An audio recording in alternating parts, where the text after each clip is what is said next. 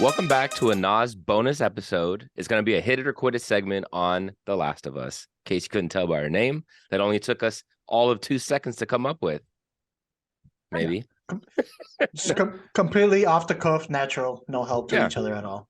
Not at all. No, we did it so quick. Stressful little. I know. But so the way our hit or quit it works is this is only pertains to new shows. We usually give it 3 episodes before we decide, are we going to hit it? Meaning we're going to hit that next episode, or are we going to quit it entirely and we're done? Jose, please tell us why we choose 3 episodes. We choose 3 episodes because we feel it's a good barometer to see what a show has to offer. Sometimes if you just go off of the pilot episode, either maybe they didn't find their footing in the first one, and it might take them a little bit to find their voice, 2 or 3 episodes. Sometimes they can blow their load in the first episode and nail it. And then all of a sudden, the rest of the season is crap. So, we like to give it a 3 episode try to give them a chance to convince us to hit it. Exactly. So introducing ourselves, I am your host, None of Us. I'm the 5th of us. And I'm the girl of us. There you go. It sounds like a CW show called The Girl of Us. She took the name Girl from me. Us. That's a good segue. So first I wanted to start off. What's your guys' experience playing the video game? I know both of you guys have played it, right? I know Jose did. Mm-hmm. Did you play it, Marie? I didn't play it, but I watched it be played. But it was a long time ago, so it's like really hazy. Okay. So I didn't play it myself. Okay. So how did it look from your perspective then, Marie? Did it look fun? The game, yes. I love like adventure type games like that. And I like zombie, I know it's not zombie, but like horror type ish zombie games too. So it looked fun. I want to play it now, but I don't have the new PlayStation, so I can't. Okay. So Jose, tell us a little bit about the video game. How many are in the series? Is there 2 of them? There's 2. Okay. But the first one has like 3 versions. You've got the original one that came out, then you have a remastered one, and then they just released a PlayStation 5 redo of it, which upped the graphics and all of that stuff. So there's 3 versions of the first one. But no, it was a great game to play. My favorite type of games to play are basically playable movies. I love playable movies. They have a great story. If you can throw in great gameplay on top of that, which this had, I'm all on board. But you hook me with the story, I'm in it to win it all the way to the end. And this had that. This was basically a playable movie, which I think are some the easiest to try to translate on because they literally laid the groundwork for you. So I was definitely excited going into this one from playing it like 3 times. I beat it like 3 times. Ooh, okay. You're like you're a fan. You knew going in. Yes. Yeah, I felt the same way as you, Marie. I want to play it, but I'm purposely waiting until the season ends because I don't want it to ruin any of the storyline of the TV show. So that's why I want to ask you, Jose, going from off the video game, how has the show kind of gone its own direction, or is it following it exactly to a T so far? Yes and no on this. So from our video game adaptation episode that we did last year, that my worry when it comes to these adaptations is that, especially these story-driven games, is not only that I get the story, but like I got to control the story. So I worry like a TV show and movie, what are you gonna give me that the video game didn't give me? Like that interactiveness in the same story. So I'm always wary. Going into this one, I was like, how true are they going to be to the material? Can you change a few things to keep it fresh for me, someone who's played it 3 times? And we'll get into it, but I feel they've done a good part of changing it just enough that even as a person who's beat it multiple times, I can enjoy the story and find some freshness in it. Okay.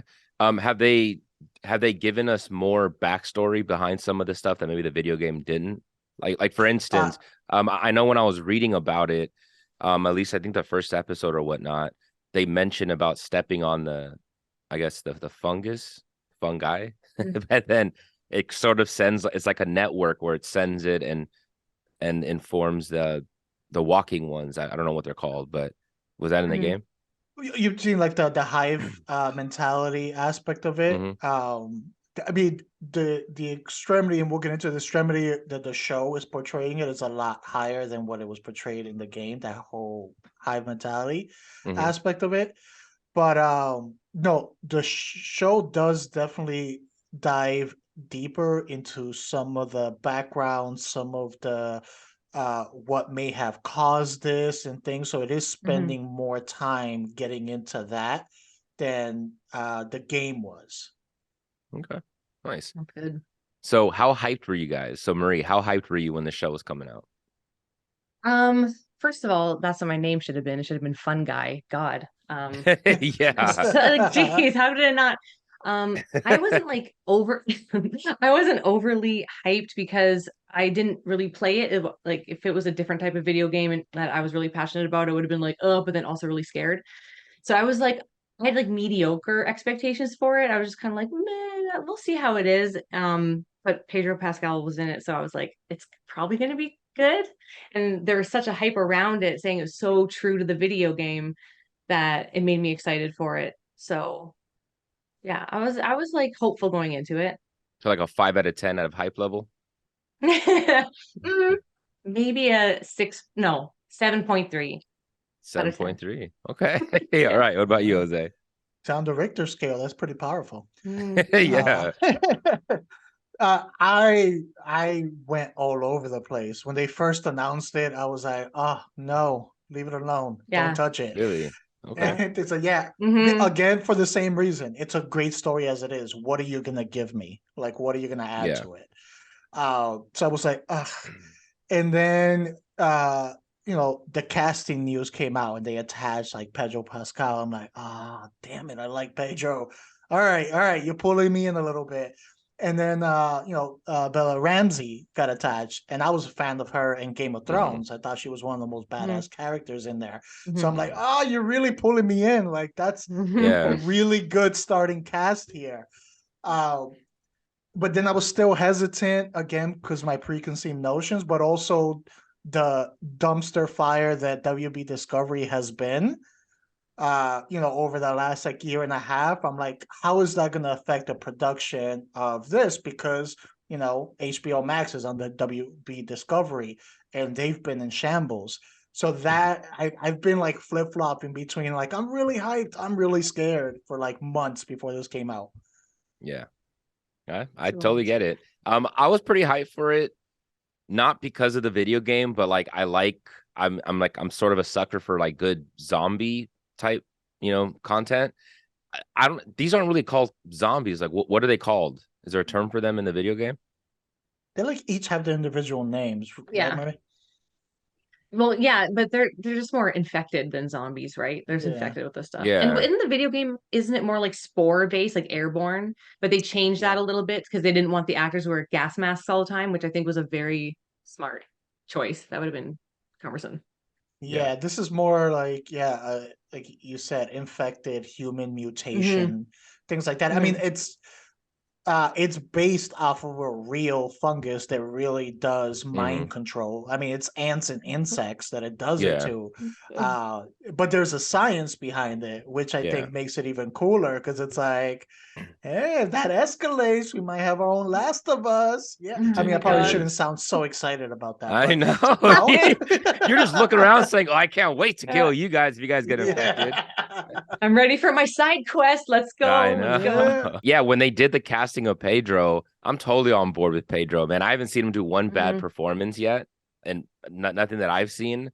And then when they casted Bella Ramsey, I got excited for that too. And I didn't know much about the characters at all, but when I see her, especially in that first episode, I immediately get why she was casted for this, because she's that kind of spunky, like really rough, tough girl. She's great in this. This, as I mentioned, is HBO Max. It airs every Sunday. It's produced by WB Discovery. It's Neil Druckmann. I'm probably destroying that name. Neil Druckmann and Craig Mason. They're the creators of the TV show. And then of course your two main stars are Bella Ramsey and Pedro Pascal. For anyone that wants to know the details and wants to tune in, if it's a hit it, or avoid it if it's a quit it. Let's see. Who knows what we're gonna say? I don't know. Who knows? I think I can guess that we're all gonna quit it, but let's see. Let's not ruin the surprise for everybody. So. All right, let's get into it. Then first episode, what are you guys' thoughts? Marie, we can start off with you. I remember watching just the scene where they're driving through the town, like the town and on the highway and stuff. I didn't remember like exactly like a lot of the aspects or details of the video game, but I was watching, I was like, this is a cutscene from a video game. This is filmed exactly like, and I got really excited because I was like, this is filmed like it's actually a video game.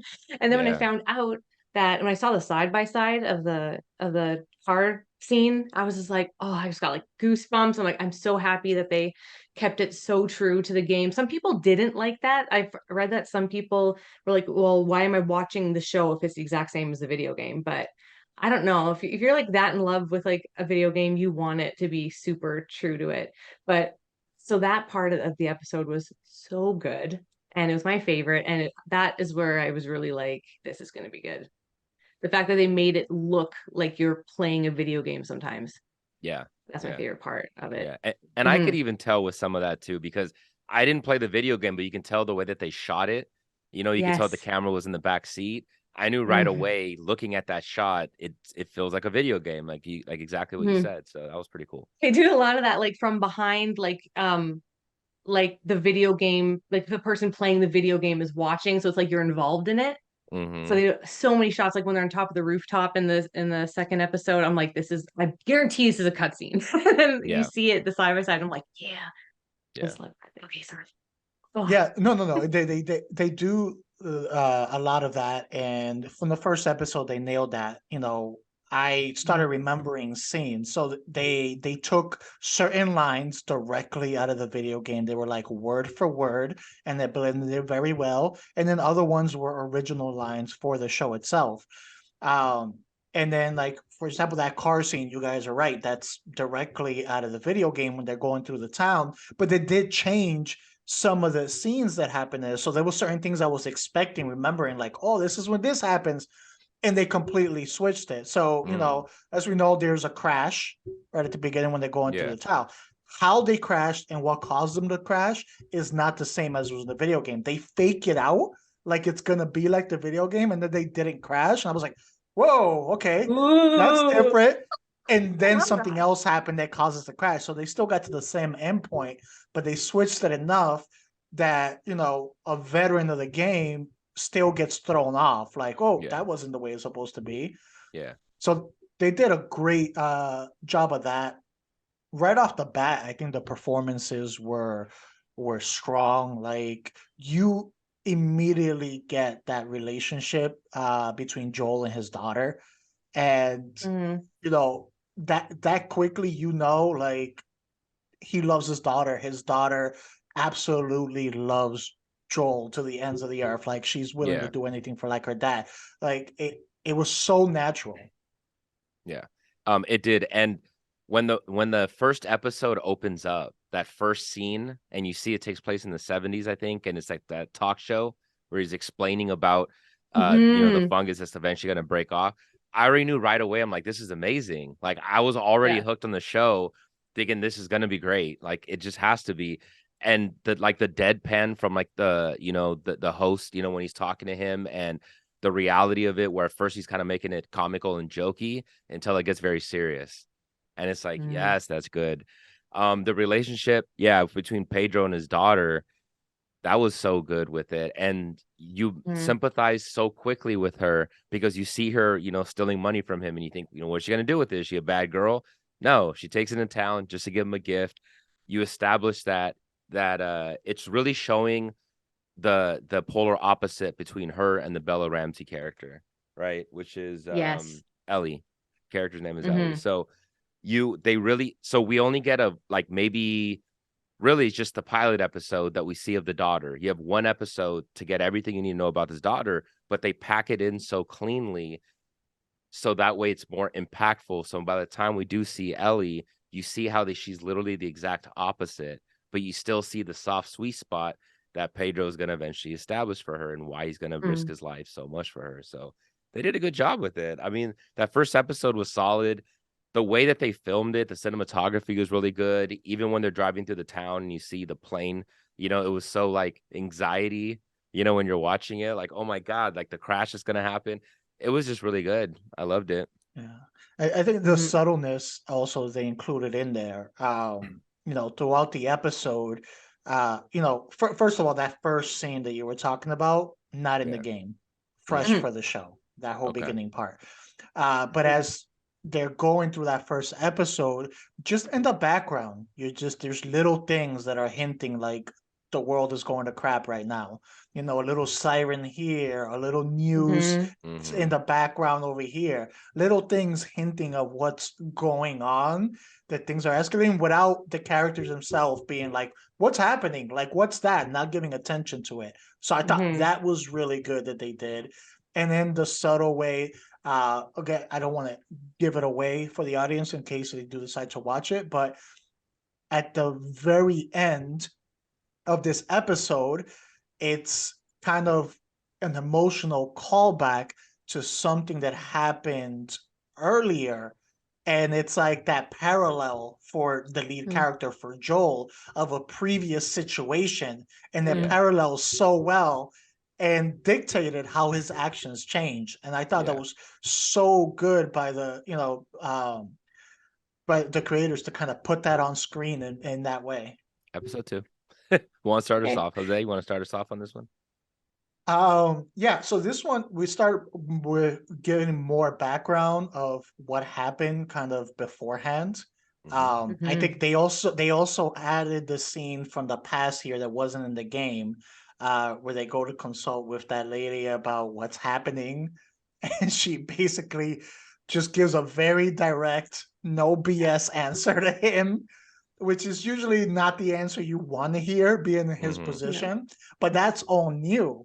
And I think that was a good small addition to the episode to kind of add more to what was going through people's mind at those beginning stages before we jump back to Joel, in the future now where all of this has happened. So I thought that was a really good start for this episode. Yeah, absolutely. And I love that she's, this world renowned on this knowledge base for this. And as soon as she sees it, it was enough for her to understand, like, our people are done. Like, human civilization is done. That was impactful. Yeah. But what about you, Mike? Yes. I'm getting the sweats thinking about that. I like that they're like finally getting out, not finally, but they're getting out into like the city and you see like the destruction of things. And that really felt video game-ish. It's like, okay, I'm done the tutorial now. We're going out into the into the world.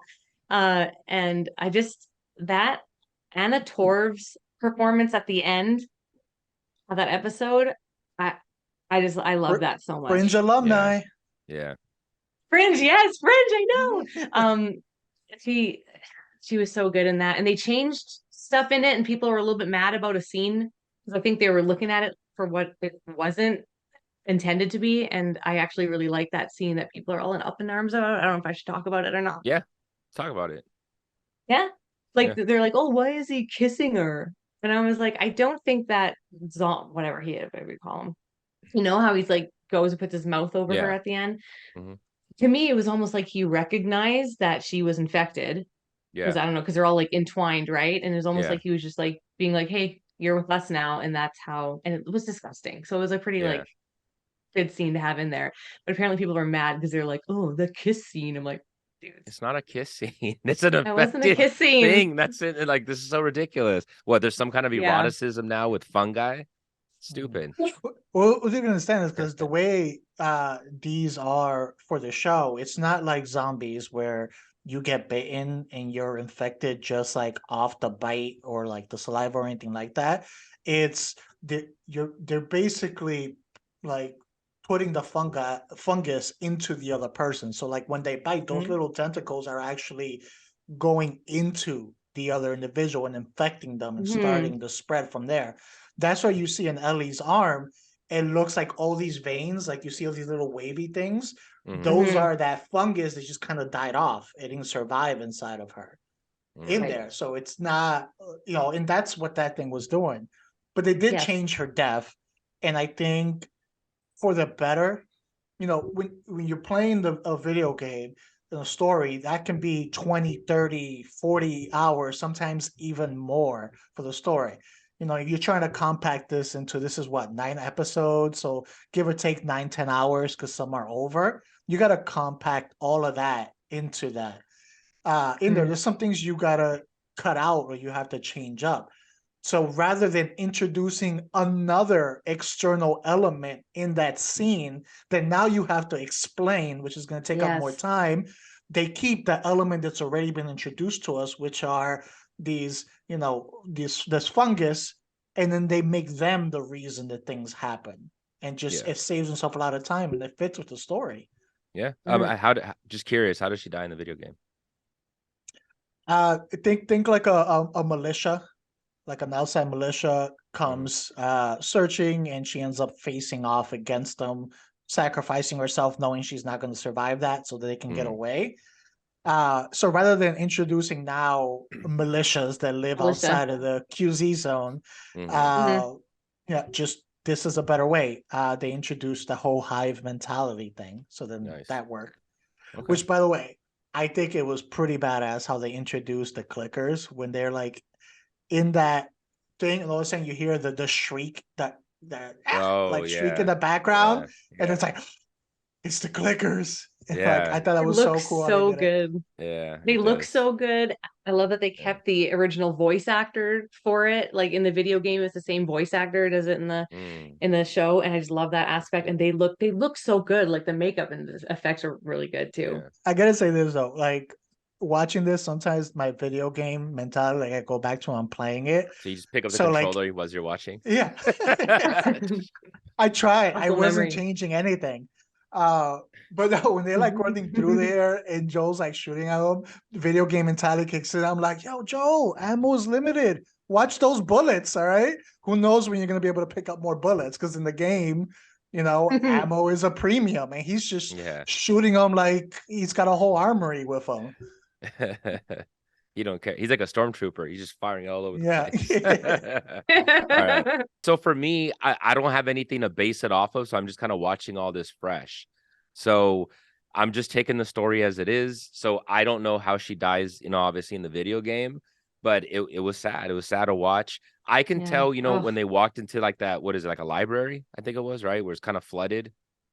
Was it a library? I think it was a library. Is it a museum or something? Like a museum? Museum, I think. Yes. Something. I don't remember exactly what the I think it's a museum, because that's why upstairs like all the glass cases of stuff, right? Yeah. Oh, yeah, that makes sense then. But so I can tell when they walk in there, I'm like, okay, this obviously had to been in the video game. Like it looks like maybe they climbed up the walls, they did something. I see little areas that I'm like, okay, this is probably where they made this more of like a game where you had to solve puzzles or something. Yes. They got through.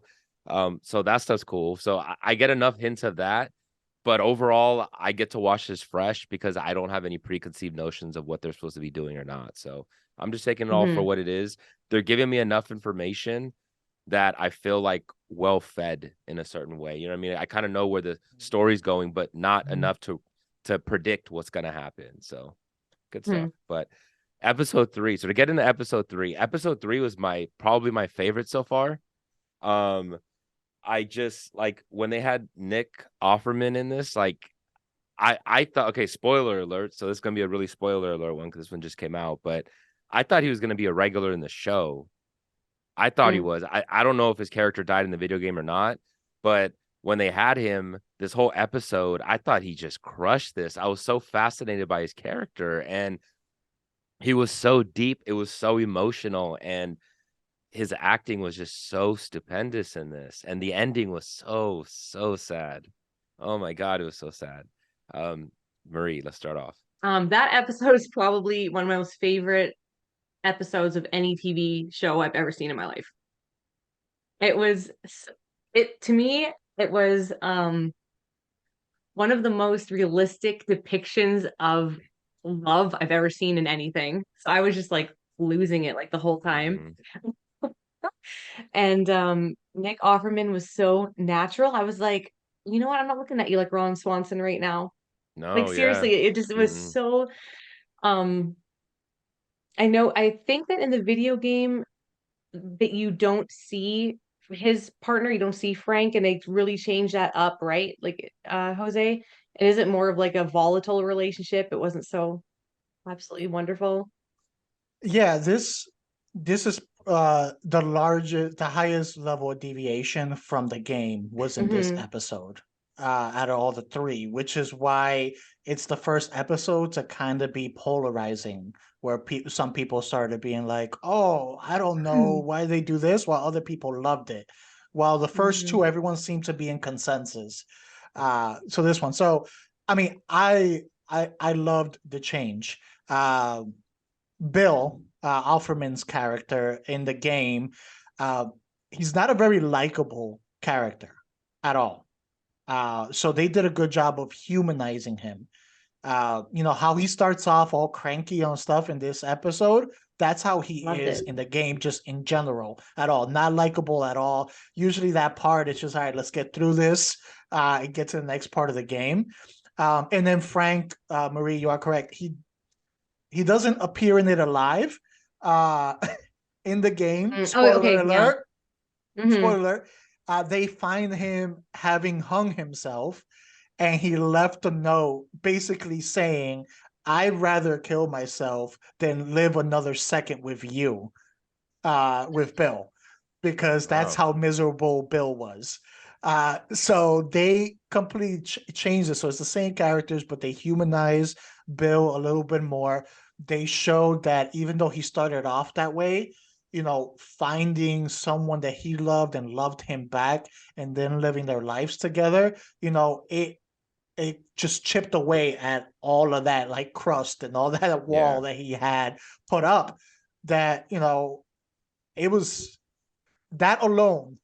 I forgot about Last of Us while watching that story, because Yeah. that story alone, it was just so emotionally driven. And even like Mhm. the ending, I mean, when he like looks at him and he's like, you know, I'm old and satisfied, and you were the purpose of my life. So Yeah. he's Oh, ready to go, because Yeah. like that, this is it. He doesn't need any more. Like that No. hit hard, like watching Oh, that. it did. Even when he was playing the piano, when you see him play the piano and he's singing, I was like, "Oh my God," like the heart pulled so much on the heartstrings with that one. I can't stress enough how much he killed that role. Like that is phenomenal yeah. acting. So good, man. So good. I really hope he wins an Emmy for this, just as a Mm. special guest, for that one episode. But yeah, that ending and the fact that he had already taken it. You know what I mean? When he said, like, I'm rolling Yeah, with you on this, like, yeah. man, that's so Ride or sweet. die, ride or Ride or die. die, man. Ride or die. It I was know. it was that whole "you were my purpose" line. I was just like, I'm gonna cry for 20 minutes after this episode's over. How about I did. I really liked that they had such an emotional episode, because the first couple episodes I was like, wow, everyone's really shitty. Yeah, Like all these humans are yeah, like just like and everyone's like, yeah, mad and just to have that like showing that, even though the world is like shit, yeah, they're yeah. I don't want to get too girly They and found emotional, happiness, but though. They found they found happiness, and happiness and you can have goodness still. And yeah, and just to yeah. touch on that, like the fact that everybody's so grouchy, but you understand why. Like it's been 20 Hmm. years, right? 20, 30 years of this thing that's been going on. So people have been living in Hmm. isolation. Even when you have the Ellie character sitting in the car and he says seatbelt, she had no idea what he was talking about. So he had to Yeah, sit there and physically show her, and then she's looking that was around like it's awesome. so cool and looking at at the glove box. It's little things like that that just reminds you, man, it is such a different world. Like we're not in the early stages of this. It's been Mm-mm. like dilapidated for so long. Like it's the whole world has been shut down for decades. Like you have generations of kids that like nothing, like they don't know anything. This is all that they know, right? Like Oh, we went through on such a tiny, small scale with, during the whole pandemic and COVID. You had kids that were, young kids that didn't know any better. So they were going homeschooled with schooling, and it's just, they didn't know that. So looking at this one, you have kids that don't know any difference. I think one of the good things that this episode did is that, Joel is kind of at a crossroads overall, and with what he lost in the past and what he lost, last episode, there's this anger to him, and he could tell he doesn't want to connect with Ellie. There's this tension between them, but I think this episode did a good job of having very subtle things that shows like his natural, fatherness, and like thing kind of cracking through, and then he pulls back, like not wanting her to see the skeletons and like try to prevent her from seeing that. Like little things like that where it was like,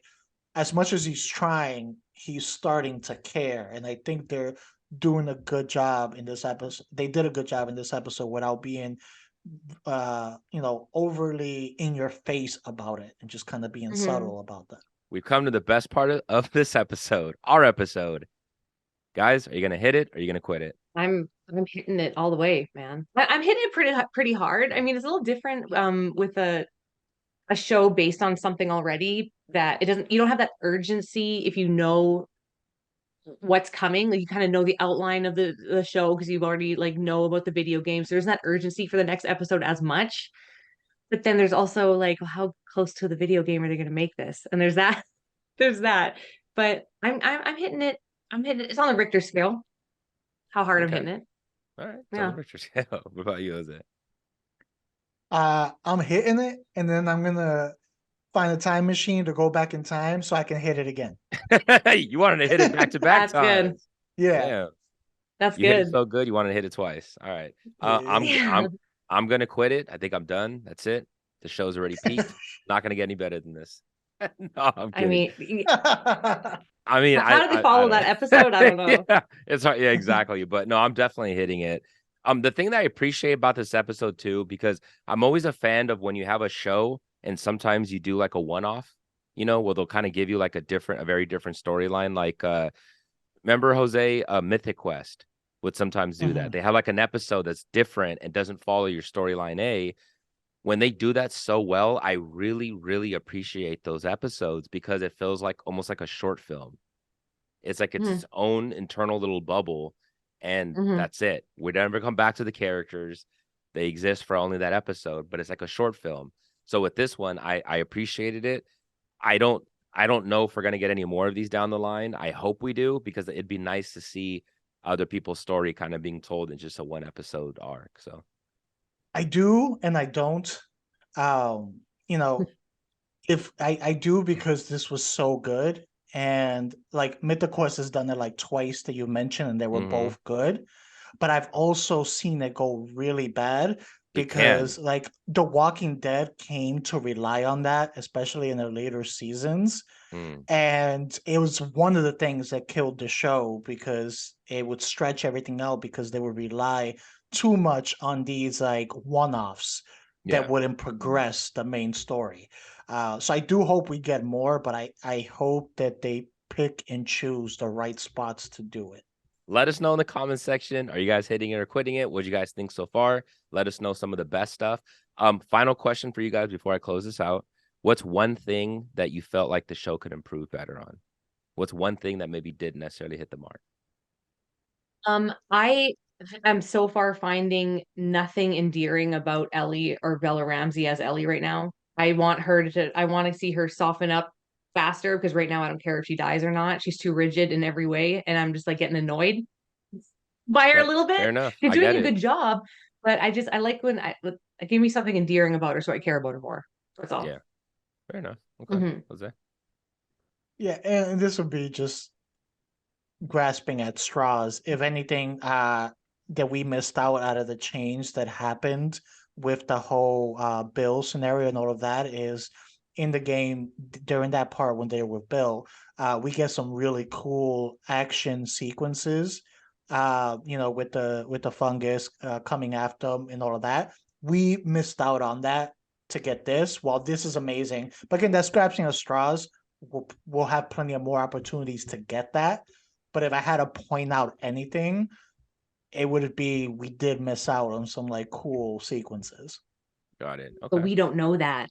But we don't know that. We don't know. I think for me, I want to see more from like the resistance group or the rebellion, whatever they're, what are they Firefly? called? Firefly. Mhm. Yeah, I want to see Yeah. more out of them because the little parts that we've seen in the second episode, I think it was, right? Was second or first episode, but Second. I didn't really care yet about them. Like I get what they're trying to do, but like the character, maybe it was the actors, maybe it was the characters, I don't know, but I didn't love them yet. Not the way that when Nick came in, I just immediately was like hooked on his character. Them, I didn't get that same kind of connection yet, and it feels kind of a little surface level. It feels like sort of like Star Wars. Here's a rebellion, but like sort of like a New Hope rebellion where like there's not much depth other than just you're the good guys going against the bad guys.